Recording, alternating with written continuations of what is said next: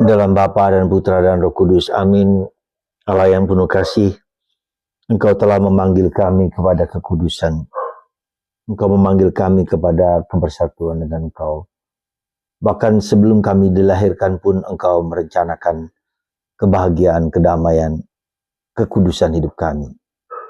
Bantu kami ya Bapa untuk berusaha mencapai cita-cita itu, harapan itu, dan panggilan itu. Terpujilah namamu kini dan sepanjang segala masa. Amin. Para saudara, hari ini kita bersyukur, kita diingatkan bahwa sejak dalam kandungan, bahkan sebelum kita dilahirkan, Tuhan telah merencanakan yang terbaik untuk kita. Sekali lagi, sebelum kita dilahirkan, keluar dari rahim ibu, Tuhan telah merencanakan yang terbaik untuk hidup kita. Ya, itu yang harus kita pegang erat-erat. Yang itu yang harus kita sadari sungguh-sungguh. Ya. Nah, tugas kita lah bahwa kita menemukan panggilan itu.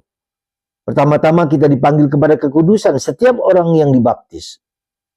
Dan itulah yang dikatakan dalam bacaan pertama hari ini, di mana Tuhan memanggil si Yeremia, karena Yeremia merasa bahwa dia masih muda, belum pantas, belum layak.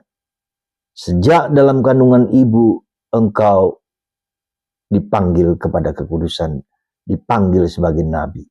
Itu yang pertama yang harus kita sadari. Nah, maka itu kita harus berjuang, berusaha menemukannya, ya, menemukan panggilan itu. Yang dalam hidup kita sehari-hari, dalam perjuangan, dalam pergulatan hidup rohani kita sehari-hari, itu semua sungguh-sungguh harus menjadi panggilan kita.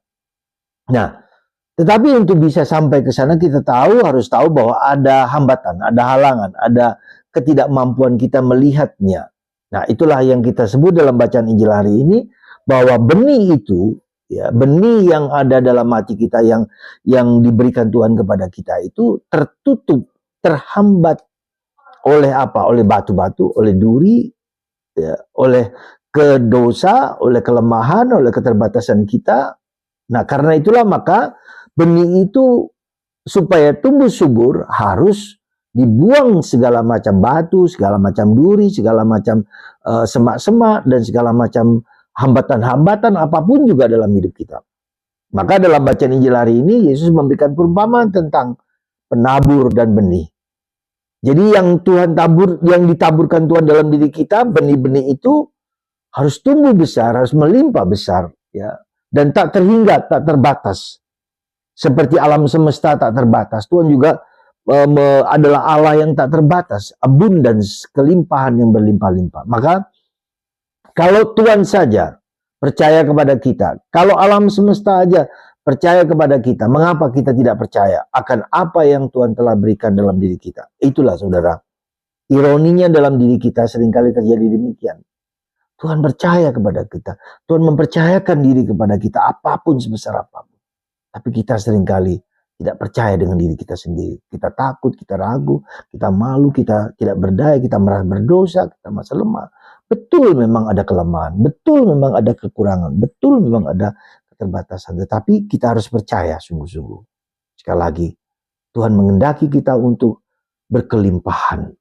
Bukan hanya dalam hal materi, bukan hanya dalam hal kelemahan, keterbatasan, bukan hanya dalam hal harta, kekayaan, bukan.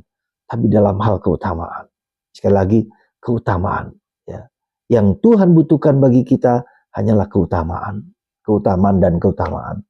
Kebaikan, ya, kejujuran, kemurnian hati, ya, cinta kasih, memaafkan, ya, mengampuni orang lain, berbelas kasihan.